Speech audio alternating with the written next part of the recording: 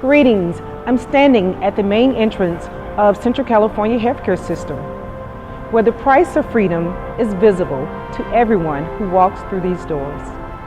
It is also fitting to reflect on the Vietnam Monument dedicated June 14, 2008 by the Vietnam Veterans of America, Fresno, Chapter 933. As a retiree of the U.S. Army and VA employee, I feel it is important to look to our past at the many sacrifices and lessons learned that contributed so greatly to the freedoms we enjoy today. It's fitting and appropriate, I believe, that the Veterans Hospital provide this 50th anniversary on behalf of those veterans who served in the Vietnam War. It is especially important, I believe, that we take note and we thank them. We know that that war was not popular, and so many of those veterans came home wondering, were they really appreciated? Well, we all appreciate them. They've made a difference in terms of their service to our country, in terms of what they did when they came home to help America become a better country.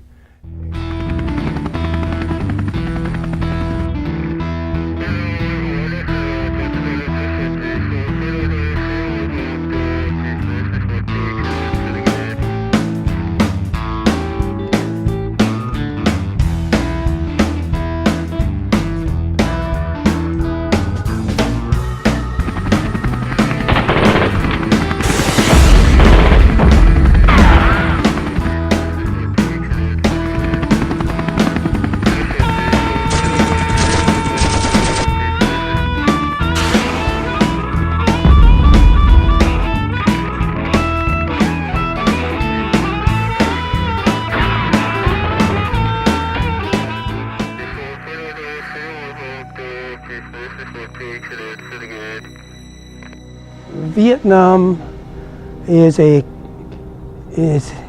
place that I will never forget. The duties as a Navy SEAL, we were involved in jungle warfare, counterinsurgency techniques. We were Air Scouts. We flew the Bell 500 helicopters, and my job was to fly around on top of the trees to find the VCs. And then once we found them, we would throw smoke, and there was a pair of gunships that kept us in their sights. Well, we never knew when they were going to shoot at us, just like the ones that were on land, you know. We went into dry dock 4 times because they blasted either our radar or sonar or something would be blown away and we'd have to go in.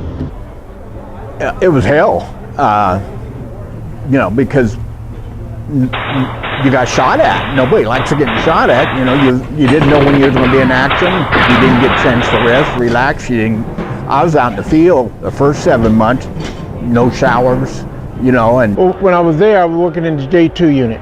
That's the intelligence unit. We had places that made maps like SIGV.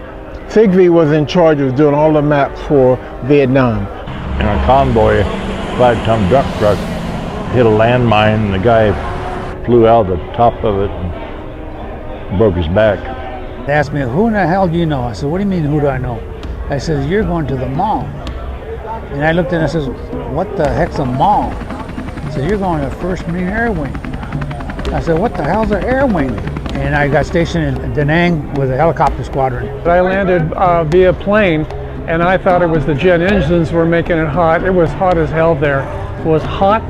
It was sweaty all the time. You could clean up, and within 30 minutes you'd be hot, sweaty, and dirty again. It was a war where you didn't know who your enemy was, and like we would be on base, and we'd go out on a mission and find someone that was killed that was working on the base that you knew. As Navy SEALs, we were tasked with the very delicate situation of interdicting with the Viet Cong. And our mission was to patrol the Tonkin Gulf to destroy any waterborne logistic craft. I got shot down 3 times. You're 50 feet off the ground, and next thing you know, you lose the tail rotor and you're going down. You know, and you're on the ground. And VCs all around you shooting at you, trying to kill you. I was in the infantry squad, and we had riflemen, we have an M79 grenade launcher, and then we had a machine gunner, and that was my job. We got attacked at Marmont my first day. I was in a foxhole, Red China Beach, watch out, make sure no one comes on base. It was scary. So for 2 years, I fought the Viet Cong off the shores of Vietnam as a Navy frogman. Once President Kennedy inaugurated Special Forces, the United States Navy created SEAL teams, S-E-A-L, meaning that we could attack the enemy from the sea, from the air, or from the land.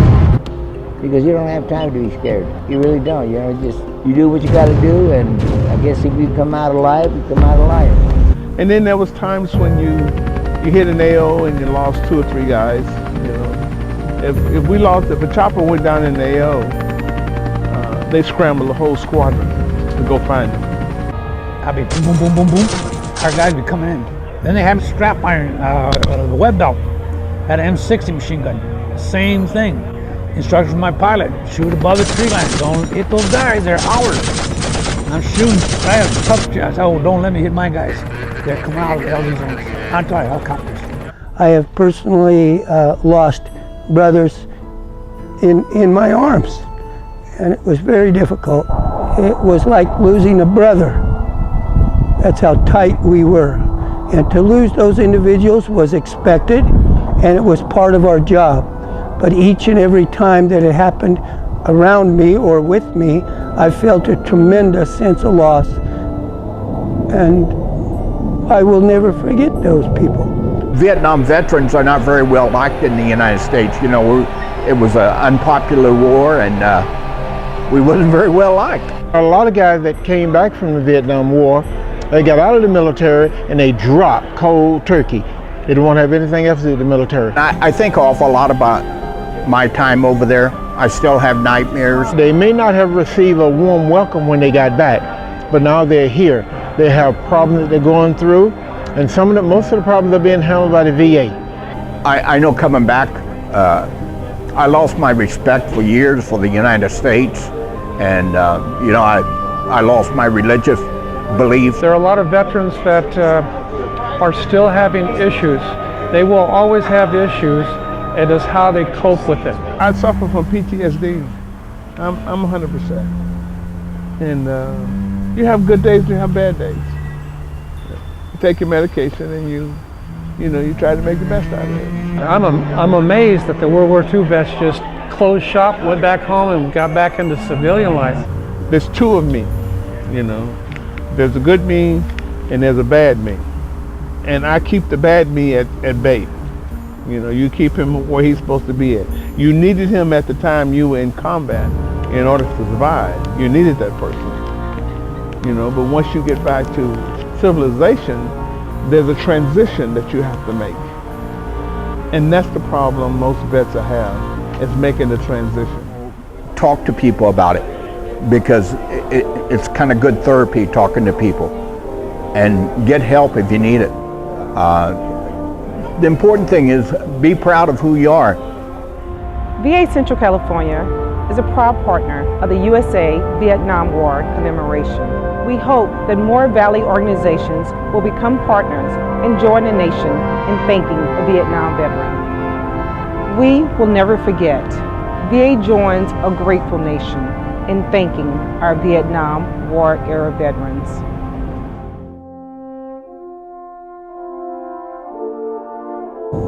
I will never forget those people.